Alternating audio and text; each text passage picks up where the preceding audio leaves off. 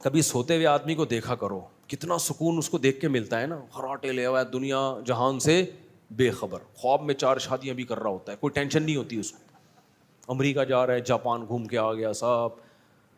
تو ابھی میرا خواب میں دوبارہ جاپان کا دورہ ہوا ہے. تو جب اتنی ساری نعمتیں اللہ نے دی ہیں اور اس کی ہم سے کوئی قیمت وصول نہیں کی, تو اللہ یہ کہتے ہیں کہ مجھے تمہاری بالکل بھی ضرورت نہیں ہے, تم سارے مل کے میری نافرمانی کرو, میری حکومت کا کوئی نقصان نہیں, سارے مل کے میرے شکر گزار بن جاؤ, میرا 2 ٹکے کا فائدہ نہیں ہے. اے اللہ, پھر جب کچھ نہ تجھے فائدہ ہو رہا ہے نہ نافرمانی سے تجھے نقصان ہو رہا ہے, اور تیری عبادت کرنے والے فرشتے آلریڈی پہلے سے بہت ہیں, تو پھر تجھے کیا ضرورت ہے کہ یہ پارٹیشن نہیں کی تو میں غصے ہو جاؤں گا, ہے بھائی, عورتوں کو ادھر نہیں کیا ادھر کر دیا تو میں غصے ہو جاؤں گا. تو اس میں کیا جا رہا ہے, یہ اتنا غصہ کیوں ہو رہا ہے؟ تو تبھی تو یہ ایتھیسٹ لبرل لوگ یہی تو اعتراض کرتے ہیں, یار اللہ تو بہت بڑے ظرف کا ہے, اگر وہ خدا کوئی ہے تو اس کو اس سے کیا کہ تم نے فجر چھوڑ دی, تم نے ظہر نہیں پڑھی تو میں غصہ ہو جاؤں گا. یہ اتنا چھوٹے دل کا ہے اللہ, معاذ اللہ. سمجھ میں آ رہی ہے کہ نہیں آ رہی؟ اس کا جواب یہ کہ اللہ تعالیٰ غیرت والا ہے. آرڈر کی نوعیت نہیں دیکھی جاتی کہ آرڈر کس قسم کا ہے, آرڈر میں بعض دفعہ اس لیے جان پڑتی ہے کہ دینے والا کون ہے.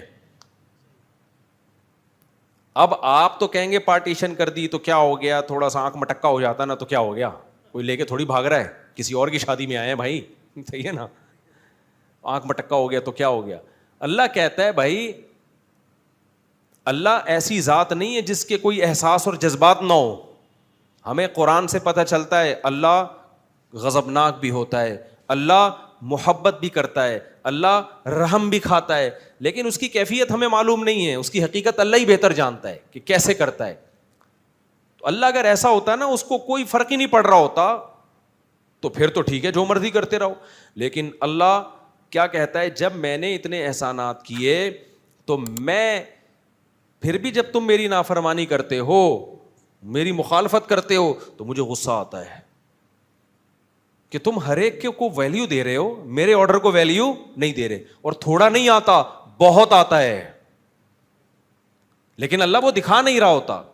اس کی مثال قرآن مجید میں ہے, 25ویں پارے میں, آپ جا کے دیکھ لیں, میرے تفسیر کے لیکچر بھی اپلوڈ ہوتے ہیں نا, وہ بھی دیکھ لیں. ان الذین کفروا ینادون لمقت اللہ اکبر من مقتکم انفسکم اذ تدعون الی الایمان فتکفرون. قرآن کے الفاظ دیکھو, حدیث میں آتا ہے کہ جب یہ جہنمی جہنم میں جائیں گے, جلیں گے, عذاب میں جلایا جائے گا ان کو, تو یہ اپنے اوپر غصے سے نا اپنی انگلیاں چبائیں گے. جب انسان کو بہت غصہ آتا ہے, اپنے ناخن چباتا ہے نا کہ یار میں کیا کروں, اس عذاب سے کیسے نکلوں, تو ان کو آئے گا اپنے اوپر غصہ کہ ہم نے کیا ہے. اتنے پیغمبروں نے ہمیں سمجھایا کہ اس جہنم سے بچو, ہمارے پاس علماء کی دعوت پہنچی, پیغمبروں کی دعوت پہنچی کہ برائی سے اللہ کو نفرت ہے, اللہ جہنم میں ڈال دے گا, آگ میں ڈال دے گا. کتنی دعوتیں ہمارے پاس پہنچی, کاش ہم اس دعوت پہ لبیک کہہ دیتے, ہم تو بالکل دنیا میں مست رہے.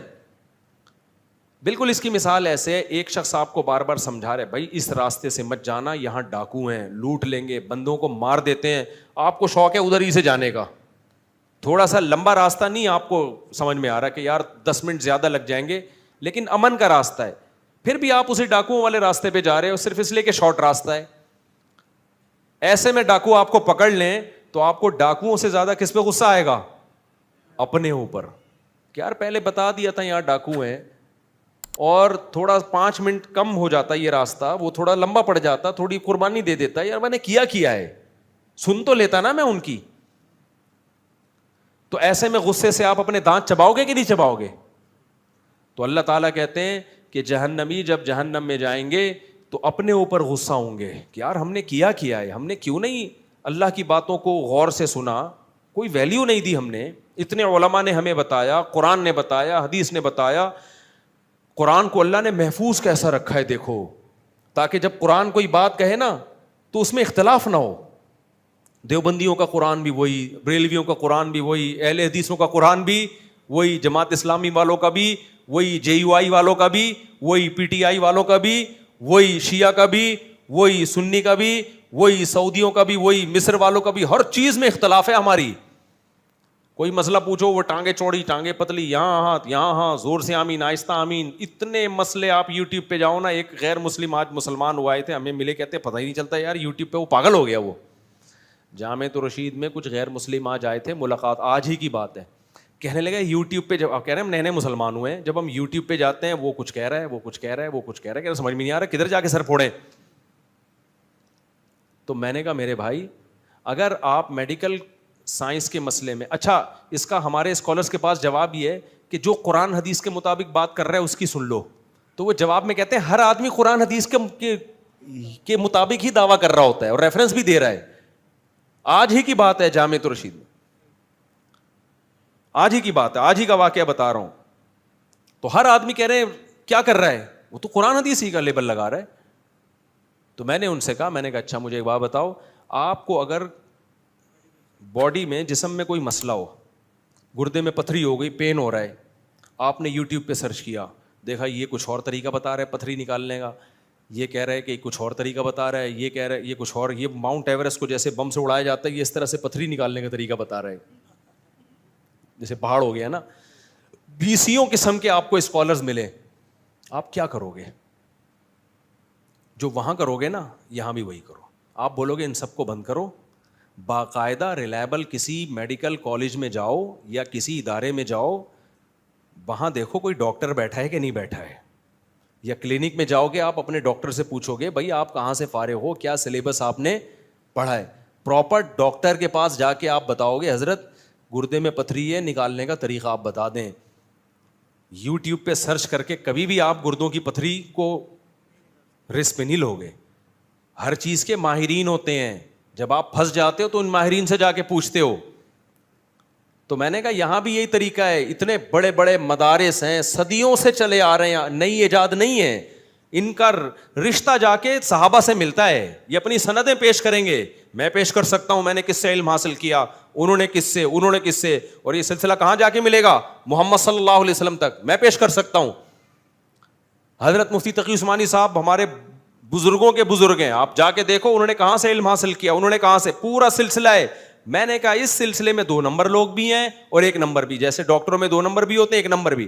اس سلسلے کے لوگوں میں آپ دیکھو کہ صحیح کون ہے غلط کون ہے, اور وہ اللہ نے ہر ایک کو اتنی طاقت دی ہے کہ وہ پہچاننا آسان ہے.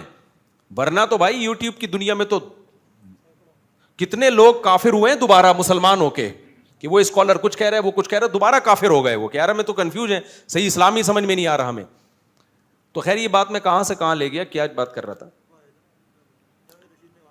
نہیں وہ تو ہو گیا نا, میں وہ تو جاتی ہے سند جاری جاتی ہے.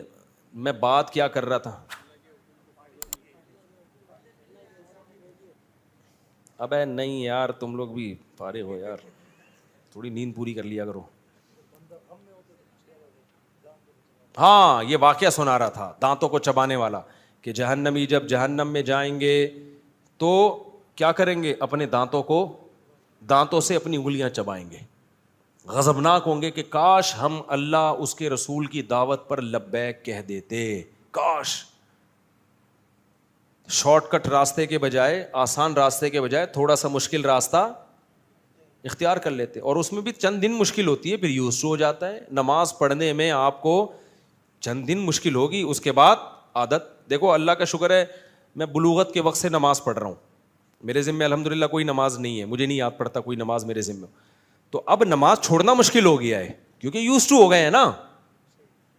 اب کوئی بولے نہیں پڑھنی, بھائی اب تو عادت پڑ گئی ہے. اب کیسے, ایک چیز میں شروع میں مشکل ہوتی ہے, کچھ دن کرتے رہو تو وہی آپ کی باڈی کا حصہ بن جاتی ہے, وہ چیز وہ عادت پڑ جاتی ہے, پھر چھوڑنا مشکل ہے.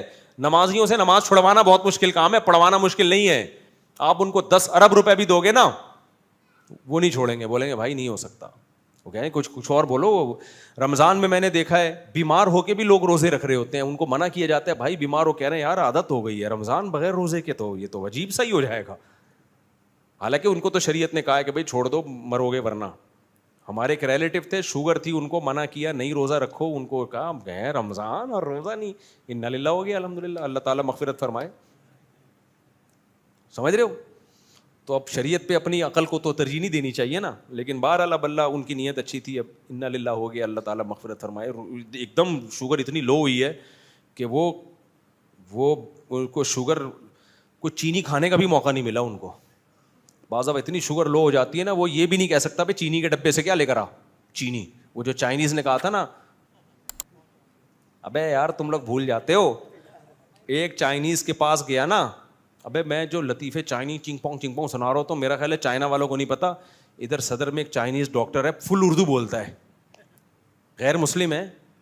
تو اس نے مجھے بتایا بھائی میں آپ کے سارے لطیفے سن رہا ہوتا ہوں, اردو آتی ہے اس کو ٹائٹ. میں نے کہا وہ ہم تو چائنا والوں کو تو چنگ پونگ کر کے بڑا ہم نے بعض چیزوں میں ریکارڈ لگایا ہے. ایک چائنیز تھا, اس کا دوست ملنے کے لیے گیا. اس کا دوست, یہ چائنیز بیمار تھا ہاسپٹل میں نا, آکسیجن لگی ہوئی تھی, پائپ نیچے سے گزر کے جا رہا تھا. تو یہ پاکستانی دوست قریب جا کے کھڑا ہو گیا. جیسے ہی قریب جا کے کھڑا ہوا ہے, فوراً چائنیز نے کہا چاں چی پاں چی خاں چی پاں چی پاں چاں چاں چاں پاں پاں کرتے کرتے مر گیا. اب یہ پاکستانی دوست نے بولا یار این مرتے ہوئے کچھ بول کر گیا ہے تو یہ ہلکی بات نہیں ہے, کچھ مجھے نصیحت کر کے گیا ہے.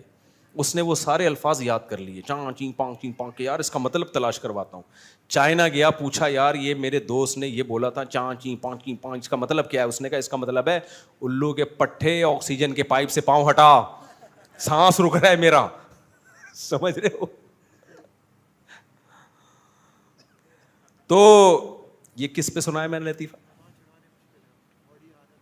ہاں, تو وہ شوگر کی پیشنٹ بیچاری خاتون تھیں جن کا شوگر میں انتقال ہوا نا روزہ رکھ کے, تو اب ان کو شوگر ایک دم اتنی ڈاؤن ہوئی ہے کہ یہ کہنے کا بھی موقع نہیں ملا الو کے پٹھے چینی کے ڈبے سے چینی لا. رشتے دار تو حیران ہے نا یہ ہو کیا گیا ہے نا, اماں کو بیچاری کو عجیب سی ہو گئی ہے, تو وہ اتنا بھی موقع نہیں ملا کہ بھائی چینی کھلا مجھے, قل شریف بعد میں پڑھ لینا, ٹھیک ہے نا, پہلے چینی لے کر, اس سے پہلے ہی انتقال ہو گیا. خیر اللہ مغفرت فرمائے, بہت پرانا واقعہ ہے, ابھی نیا واقعہ نہیں ہے یہ. تو اب تو مغفرت امیدیں ہو بھی گئی ہوگی, اتنا ٹائم گزر گیا ہے. تو کیا کہہ رہا تھا یار میں, ہاں تو اللہ کیا کہتے ہیں کہ یہ لوگ نا اپنی انگلیاں چبائیں گے جہنم میں نفرت سے, اپنے اوپر نفرت سے.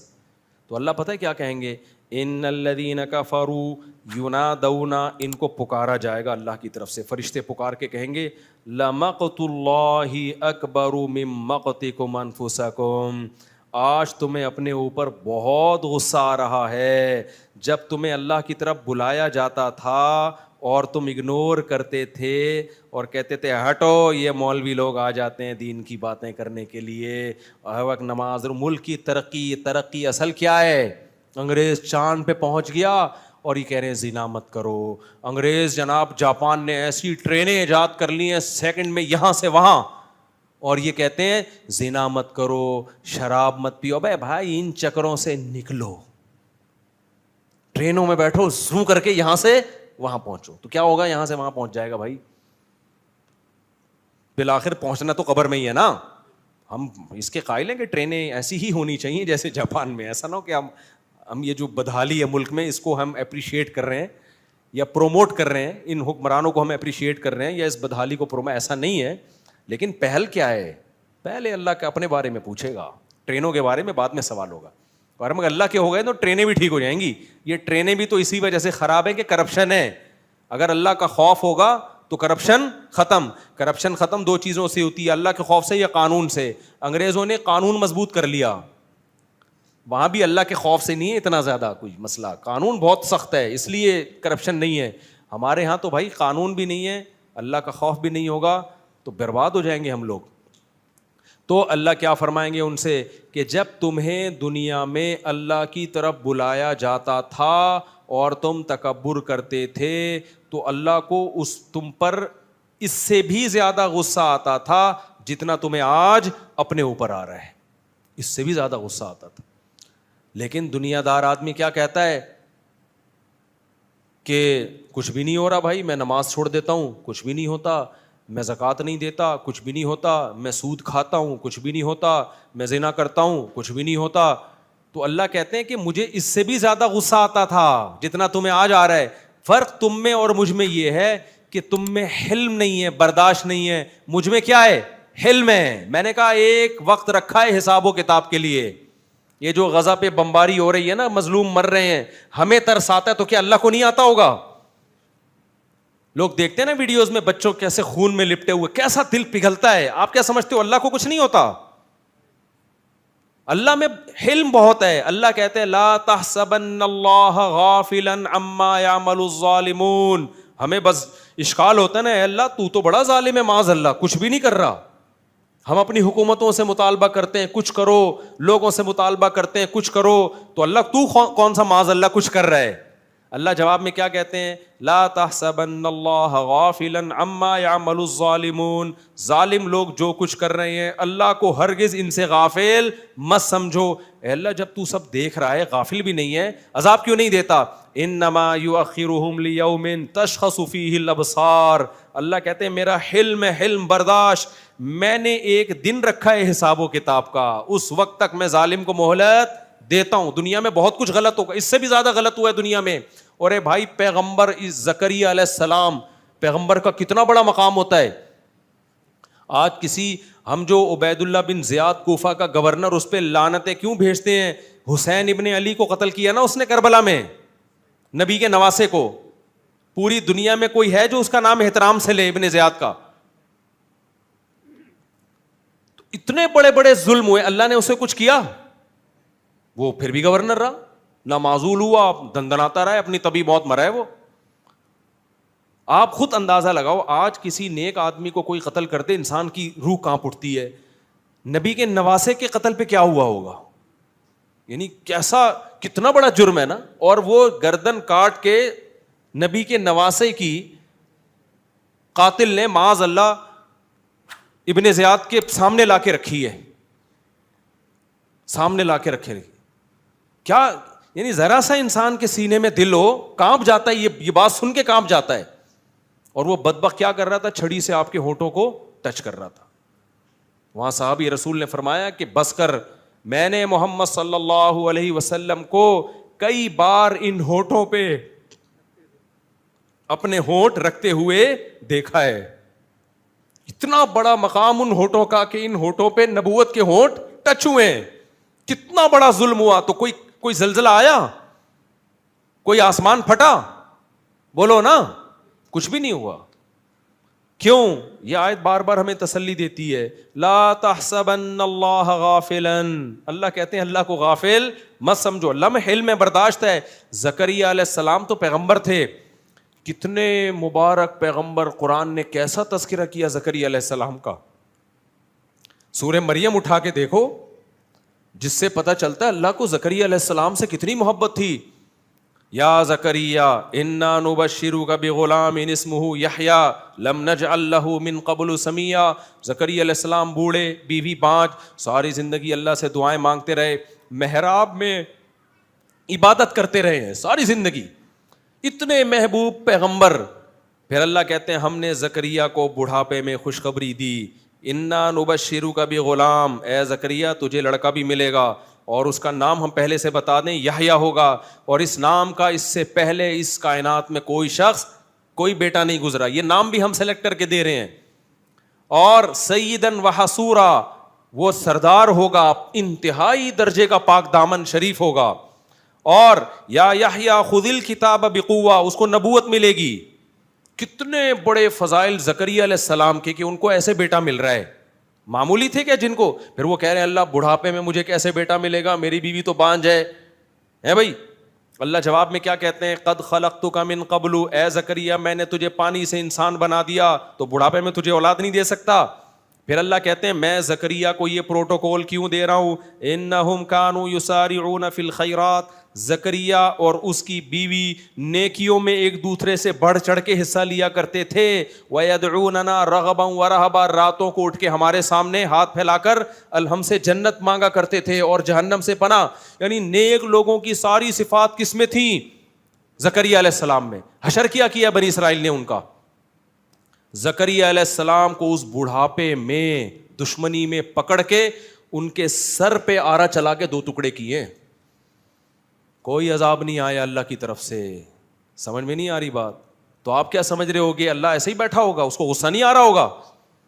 اے بھائی, اللہ یہ کہہ رہا ہوگا میرے پیغمبر کو تم نے اس طرح سے چیر دیا, کچھ بھی نہیں ہے؟ نا نا نا نا, اللہ کہہ رہا ہے آنے دو. آنا کس کے پاس ہے؟ میرے پاس. تو اللہ کا غضب انسانوں کے غضب سے کروڑہ گنا زیادہ, لیکن وہ غضب کا اظہار کیوں نہیں کرتا فوراً؟ کیونکہ اس کا حلم یعنی اس کی برداشت انسانوں کی برداشت سے کروڑہ گنا زیادہ. تو اللہ نے اپنے غضب کے اظہار کے لیے جہنم کی آگ بنائی ہے. اسی سے یہ بھی پتہ چل گیا کہ اللہ نے آخرت میں اتنا سخت عذاب کیوں رکھا ہے. یہ سخت عذاب اللہ کے غضب کا اظہار ہے. جب اللہ ہے تو اس کی ہر طاقت انسانوں سے کروڑہ گنا زیادہ, تو اس کا غضب بھی انسانوں سے کروڑہ گنا زیادہ, اور اس کی رحمت بھی انسانوں سے کروڑہ گنا زیادہ ہے. تو اس کی رحمت کا اظہار جنت کی صورت میں ہوگا, جس سے پتہ چلے گا کہ رحمت کہتے کس کو ہیں, اور اس کا غضب ظاہر ہوگا آگ کی صورت میں, جس سے پتہ چلے گا کہ غضب کہتے کس کو ہیں. تمہیں کیا پتا کہ غصہ کیا ہوتا ہے؟ دیکھو ایک کمزور آدمی جب یا جو غریب آدمی کسی کو دعوت دیتا ہے تو کیسے دعوت دے گا؟ وہ کہے گا کبھی ہمارے پاس آنا, ہم آپ کو کھانا کھلائیں گے. آپ کے ذہن میں آئے گا کہ دال چاول کھلا دیں گے, بریانی کھلا دے گا. بڑا سیٹ جب کہے گا نا بیٹا ہماری دعوت میں آنا, پتہ چلے گا کہ دعوت کہتے کس کو ہیں. اور جو بڑا بدماش ہوتا ہے وہ جب ناراض ہوتا ہے نا, وہ کہتا ہے بیٹا ابھی تو نے غصہ دیکھا نہیں ہے, جب میں تجھے ٹارچر کروں گا نا تجھے پتہ چلے گا کہ میرا غصہ ہے کیا. یہ تو انسانوں کے غصے ہیں. تو اللہ نے آگ میں جلانے کا انتظام کیا. اللہ ہم سب کو اس آگ سے بچائے. یہ آگ کیا ہے؟ اللہ کے غضب کا اظہار ہے. یہ تھی اس لوگ کہتے ہیں نا جہنم میں آگ کیوں؟ بھائی اللہ کے غضب کا اظہار ہے, تو وہ اللہ ہے تو اس کے غضب کا اظہار ایسے ہی ہوگا. تو اللہ کہتے ہیں جب یہ انگلیاں چبائیں گے تو اللہ کہے گا جب تمہیں اللہ کی طرف بلایا جاتا تھا تو آج تمہیں اپنے اوپر جتنا غصہ آ رہا ہے ہمیں تم پر اس سے بھی زیادہ اس وقت غصہ آتا تھا. فتکفرون, تم جب انکار کرتے تھے. تو وہ جواب میں کیا کہیں گے؟ ربنا امتنا سنتین واحییتنا سنتین, اے اللہ تو نے ہمیں 2 دفعہ موت دی, ہم نے اپنی آنکھوں سے دیکھ لیا. ایک موت تو ہماری پیدائش سے پہلے, وہ بھی ہم مردہ ہی تھے نا, اور پیدا کر کے تو نے ہمیں دوبارہ موت دی. یہ 2 قدرت دیکھی ہم نے. پھر تو نے ہمیں 2 زندگیاں دیں. ایک زندگی تو ہم نے دیکھ لی تھی, دوسری ہماری سمجھ میں نہیں آتی تھی کہ بار بار کہتے تھے کون پیدا کرے گا, دوبارہ کیسے پیدا ہوں گے. تو خود اپنی بے عقلی بتا رہے ہوں گے کہ جو موت دے کے زندگی دے سکتا ہے وہ دوبارہ زندہ کیوں نہیں کر سکتا. تو کہیں گے اللہ ہم نے دوسری زندگی بھی اپنی آنکھوں سے دیکھ لی, مان لیا کہ حساب و کتاب ہے, لیکن اس وقت ماننے کا کوئی فائدہ نہیں ہوگا. تو اس لیے میرے بھائی اللہ کی نظر میں سب سے زیادہ ویلیو کس کی ہے؟ اللہ کے آرڈر کی. تو یہ نہیں دیکھا کرو کہ اس سے ہوتا کیا ہے. بھائی اگر ہاں اللہ نے بعض دفعہ آرڈر میں خود ہی لچک رکھ دی ہے, اللہ نے کہا یہ آرڈر ہے ضروری نہیں ہے. جیسے اللہ میاں نے ترغیب دے دی 4 شادیاں کرو, آرڈر دیا, لیکن بتا دیا فرض نہیں ہے, ورنہ سب چوڑے میں آ جاتے. ترغیب دے دی, فرض نہیں کیا. فرض کر دیتے خوش تو بہت ہوتے آپ اوپر سے, جب کرنے جاتے تو پتہ چلتا ہے یار یہ ہو کیا گیا ہمارے ساتھ. ٹھیک ہے نا, ترغیب دے دی کہ کرو, اچھی بات ہے.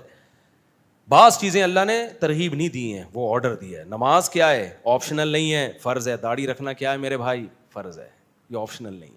غامدی صاحب نے تو انکار کر دیا, دین غامدی صاحب سے نہیں لو, علماء سے لو. بخاری مسلم کی واضح حدیثیں, اعفوا اللحا, داڑیاں بڑھاؤ, ہمت کر کے رکھ لو داڑھی. نظر کی حفاظت کرنا کیا ہے؟ آپشنل نہیں ہے, کیا ہے بھائی؟ فرض ہے. اور اگر غلطی ہو تو توبہ کرو اللہ سے. یا قوم استغفروا ربکم, نوح علیہ السلام نے قوم سے کہا غلطی ہو گئی ہے, تو اس کا بھی اللہ نے تلافی کا طریقہ رکھا ہے. میری قوم اللہ سے توبہ کرو, اکڑ تھوڑی جاؤ ہم سے غلطی ہوتی ہے بس چھوڑا یار. ایک آدمی نے مجھے کہا مجھے فحش فلموں کی عادت ہے, اب میں توبہ کر کر کے تھک گیا ہوں, مجھ سے نہیں چھوٹ رہا. میں نے کہا ٹھیک ہے, پھر اللہ سے تجھے معاف کرنا بھی نہیں ہو رہا. اب تو توبہ کر کر کے تھک سکتا ہے, تو اللہ کہے گا کہ جب تجھ سے توبہ نہیں ہو رہی ہے تو میں کوئی معاف کرنے کا میں نے ٹھیکہ نہیں لیا ہوا. انلزمکموہا وانتم لہا کارہون, جب اللہ معاف کرنے کے لیے تیار ہے تو پھر وہی گالی نکل رہی ہے منہ سے, کیا کریں؟ تو کم بخت کر لینا توبہ. ابے تیرے سے 100 دفعہ گناہ ہو گیا, اللہ کہہ رہے ہیں 101ویں دفعہ توبہ کر, آئندہ نہیں کروں گا. عزم کر اور بچنے کے اسباب اختیار کر, میں 101ویں دفعہ بھی کیا کروں گا؟ معاف کروں گا. پھر بچنے کی کوئی لڑتا رہے یار, ساری زندگی شیطان سے پھڈا ہے تیرا. کلابازیاں شیطان کو تو کبھی گرا دے, کبھی شیطان تجھے پھڈا رہے. جس دن تو نے ہتھیار ڈال دیے نا کہ مجھ سے نہیں ہوتا, اللہ کہہ گئے پھر مجھ سے بھی نہیں ہوتا. صحیح ہے نا. جب تک عاجزی دکھاتا رہے گا نا, لڑتا رہے گا اللہ سے. اللہ سے لڑنے کا مطلب معافیاں مانگتا رہے گا. تو اللہ کہتا ہے 100 دفعہ توبہ ٹوٹے, 101ویں دفعہ بھی قبول کروں گا میں. جہاں ہتھیار ڈال دیے مفتی صاحب مجھ سے نہیں چھوٹ رہی, میں چھوڑو یار, اب تو بس چھوڑو, پھر جاؤ جہنم میں. اللہ کہے گا جاؤ. اس لیے بھائی گناہ ہو بھی رہا ہے نا تو توبہ کا تعلق اللہ سے ختم مت کرو, پھر چھوڑو. بد نظری ہو گئی پھر توبہ کرو, پھر ہو گئی پھر توبہ کرو, پھر ہو گئی پھر توبہ کرو. پریشان ہو کے توبہ کرو, کسی بھی طرح سے کرو بھائی, چھوڑنے کی کوشش میں لگے رہنا ہے. کوشش جس دن چھوڑ دی نا تو اللہ کہے گا جب تو خود جہنم پہ مطمئن ہو گیا ہے تو پھر ہم تجھے زبردستی نہیں بچاتے. اللہ تعالیٰ کہ نہیں تو کودنا چاہ رہا ہے, ہم کہیں نہیں میں نہیں, میں اللہ کہتے ہیں میں نے جہنم بھی کسی سلسلے میں بنائی ہے, ٹھیک ہے نا, اس میں بھی کسی کو بھیجنا ہے میں نے, یہ خالی نہیں رہے گی. جیسے ہمارے یہاں گورنمنٹ نلکے لگاتی ہے تو پانی کے لیے, لیکن وہ اکثر خالی رہتے ہیں. تو ہم گورنمنٹ سے کہتے ہیں کس سلسلے میں آپ نے لائنیں بچھائی تھی, گورنمنٹ کہتی ہے سلسلہ چھوڑو, پانی نہیں ہے. تو اللہ کے یہاں ایسی دھاندلی نہیں ہے کہ اللہ جہنم بنا دے اور کہ جائے گا اس میں کوئی بھی نہیں.